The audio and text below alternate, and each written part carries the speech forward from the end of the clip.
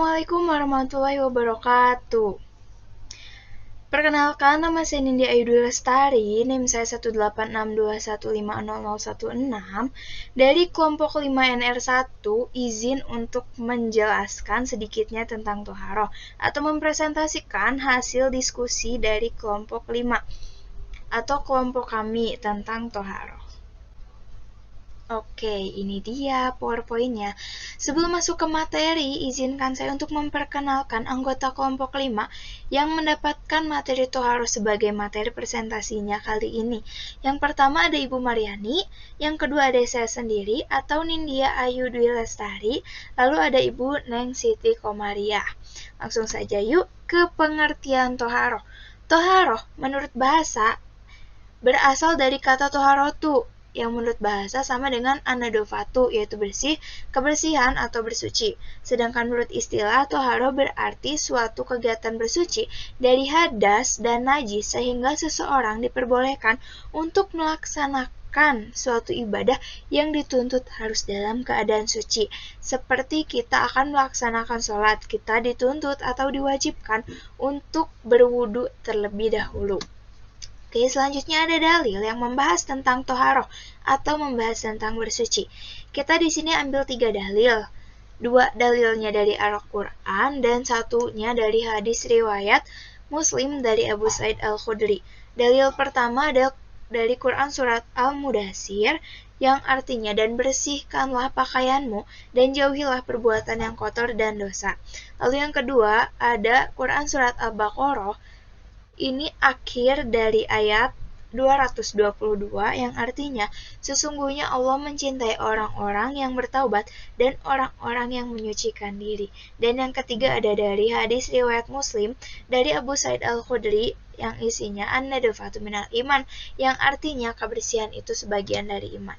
Setelah dalil, kita masuk ke hukum. Ternyata hukum toharoh itu wajib, sesuai dengan firman Allah dalam Quran surat Al-Maidah ayat 6, yang artinya, hai orang-orang yang beriman, apabila kamu hendak mengerjakan sholat, maka basuhlah mukamu dan tanganmu sampai siku, dan sapulah kepalamu dan basuhlah kakimu sampai dengan kedua mata kaki. Quran surat Al-Maidah ayat 6. Di ayat ini kita mengetahui bahwa sebelum sholat kita diwajibkan untuk melaksanakan wudhu terlebih dahulu. Setelah hukum toharoh, saya akan menjelaskan tentang alat yang dapat digunakan untuk toharoh. Ada beberapa sarana atau alat atau media yang dapat digunakan untuk toharoh, seperti air, debu yang suci, dan batu untuk diinjak. Dan ada riwayat yang menyebutkan pasir termasuk ke dalam media yang dapat digunakan untuk toharoh. Seperti itu.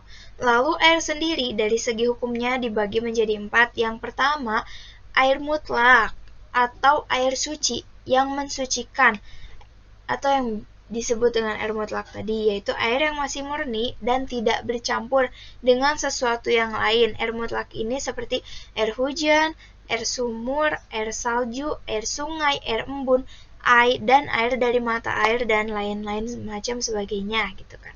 Lalu yang kedua ada air yang mensucikan tapi makruh. Nah, karena makruh kita dianjurkan untuk lebih baik tidak digunakan deh gitu kan. Atau air musyammas, yaitu air yang dipanaskan dengan terik matahari di tempat logam yang bukan emas.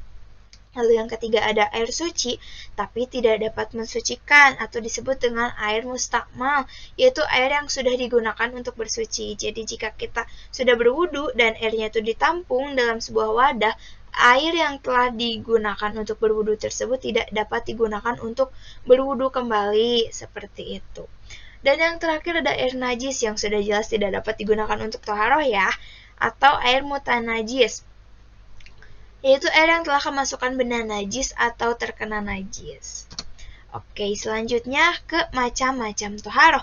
Seperti yang dapat kita lihat di layar, ada 2 macam toharoh. Yang pertama ada toharoh ma'nawiyah, atau membersihkan diri dari kotoran batin yang berupa dosa, penyakit hati seperti iri hati, dengki, takabur, dan lain-lain. Gimana sih cara kita untuk membersihkan diri dari kotoran batin? Itu dengan cara taubatan nasuha, atau kita bertaubat dan berniat untuk tidak melakukan hal itu lagi gitu kan, atau tidak mengulanginya lagi. Lalu yang kedua ada toharoh hisyah, atau membersihkan tubuh dari yang terkena najis maupun hadas dengan cara berwudu, mandi, ataupun tayamum. Selanjutnya ada syarat, cara, dan ketentuan toharoh hissiyah. Nah, seperti yang telah saya sebutkan, untuk toharoh ma'nawiyah, caranya kan kita dengan taubatan nasuha. Dan toharoh hissiyah ini, kita ada 3 cara, wudu, mandi, dan tayamum.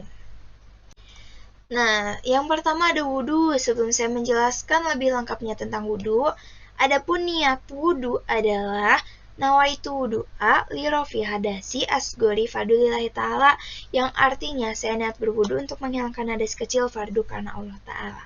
Nah, syarat wudu ini seperti apa sih? Yang pertama Islam, berakal, balig, memakai atau menggunakan air yang mutlak, air mutlak, atau air yang belum tercampur dengan sesuatu apapun yang tadi sudah saya jelaskan sebelumnya. Lalu ada syarat sahnya wudu. Apa sih? Yang pertama, air yang digunakan itu tidak ada penghalang antara air dan kulit. Jadi tidak ada, entah itu cat, entah itu tinta, atau adonan, atau tanah, atau lain macam sebagainya, itu tidak ada penghalang antara air dan kulit. Lalu air wudhu itu membasuh atau membasah seluruh dari anggota wudhu. Seperti itu. Lalu adapun rukun wudhu itu yang pertama niat, yang kedua membasuh wajah, yang ketiga membersihkan tangan sampai siku. Lalu ada membasuh kepala, atau kepala ini rambut. Lalu ada membersihkan kaki atau membasuh kaki, dan yang terakhir tertib atau sesuai dengan urutan. Jadi di saat kita berwudu itu tidak bisa asal-asalan gitu, harus sesuai dengan urutannya. Nah, adapun urutan wudu itu kita baca bismillah, kita baca niat, nawaitu dua. Nawaitu wudu li rafil hadasi asgori fadulillahi ta'ala. Kita membasuh tangan, kita kumur-kumur, membersihkan hidung, membasuh wajah, lalu tangan sampai sikut, yang kanan dulu, yang pasti yang kanan, lalu yang kiri, membasuh kepala, telinga, dan yang terakhir kaki. Untuk wudhu sendiri, setiap bagian wudhu itu harus dilakukan 3 kali, dan dianjurkan untuk kanan terlebih dahulu.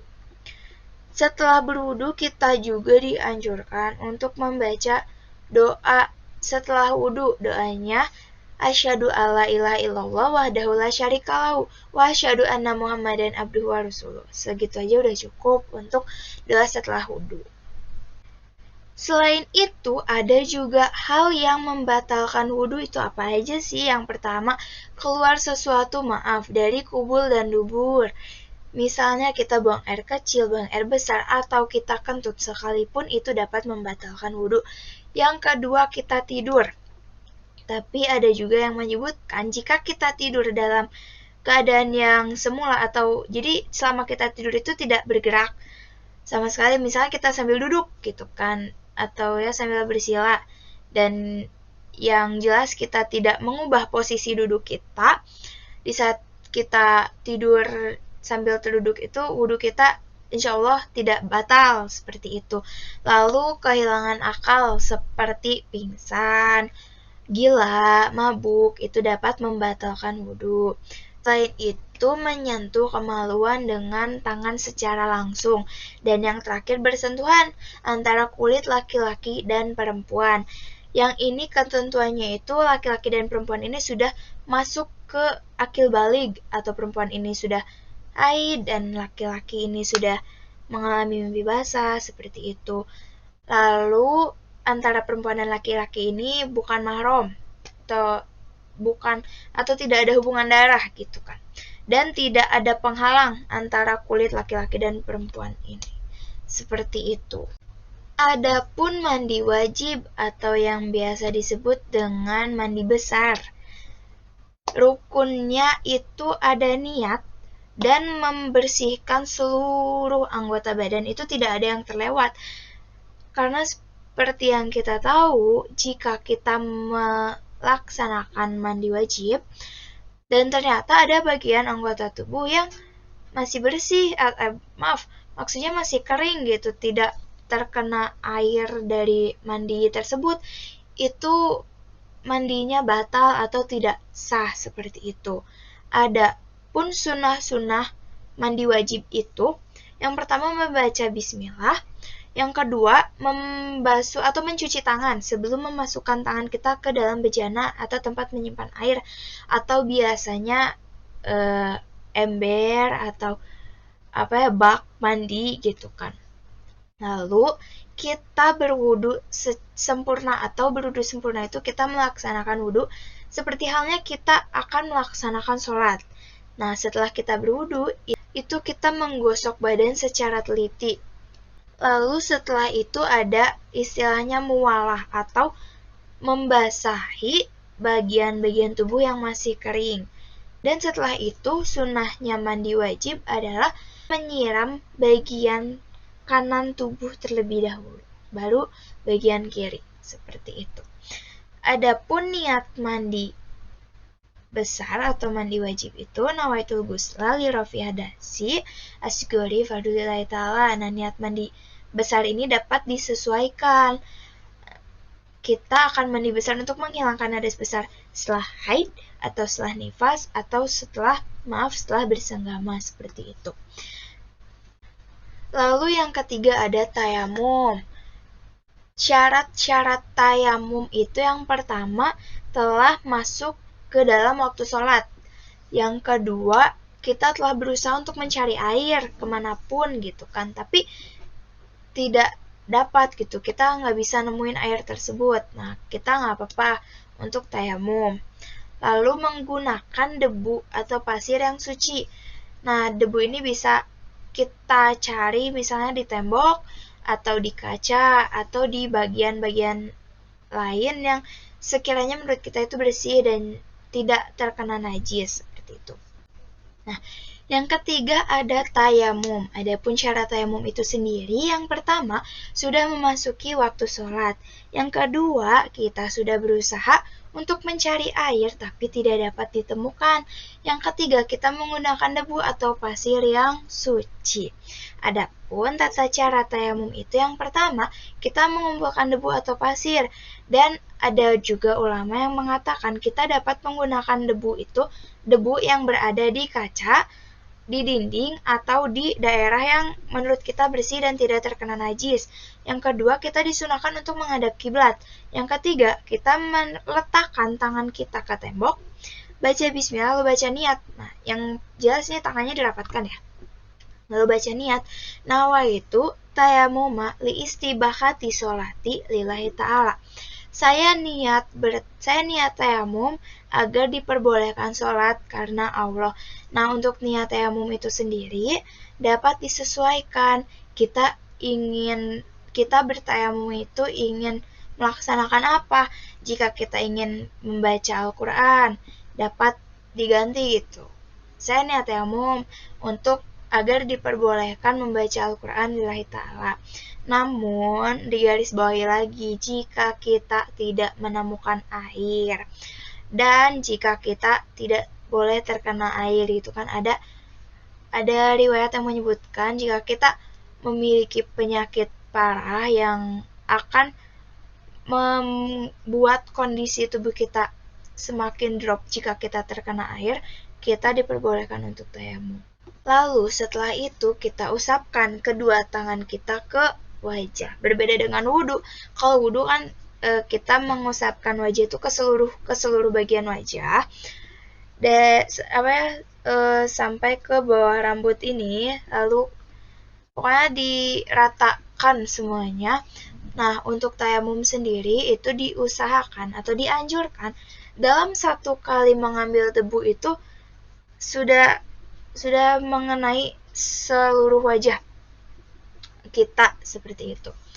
Nah, lalu setelah wajah itu ke bagian tangan. Untuk bagian tangan sendiri, jika ada aksesoris yang menempel seperti cincin yang menempel pada jari, itu dianjurkan untuk dilepas terlebih dahulu karena ditakutkan menghalangi debu atau menghalangi kegiatan taharah kita. Nah, untuk bagian tangan kita menempelkan atau mengambil debu lagi, tapi dengan tangan yang dibuka seperti ini, lalu kita ratakan menggunakan tangan kiri ke tangan sampai siku kanan, begitupun sebaliknya hingga jempol kanan dan jempol kiri ini bersatu atau bertemu kembali, lalu kita ratakan ke sela-sela jari kita. Nah, setelah tayamum kita dianjurkan untuk membaca doa bersuci. Doa bersuci itu seperti apa?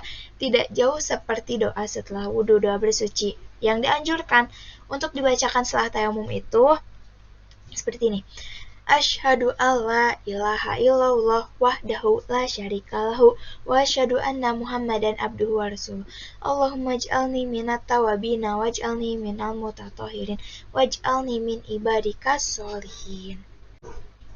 Subhanaka Allahumma wa bihamdika asyhadu alla ilaha illa anta astaghfiruka wa atubu ilaik. Itu yang dianjurkan ulama untuk dibacakan setelah tayamum. Nah, alhamdulillahirrabbilalamin, penjelasan saya selesai sampai di sini. Oke, sebelum dan sesudahnya saya ucapkan terima kasih, banyak-banyak terima kasih. Dan tidak lupa juga saya mohon maaf yang sebesar-besarnya apabila ada sedikit kekeliruan atau kesalahan selama saya menjelaskan materi tersebut. Akhirul kalam, wabillahi taufiq wal hidayah. Wassalamualaikum warahmatullahi wabarakatuh.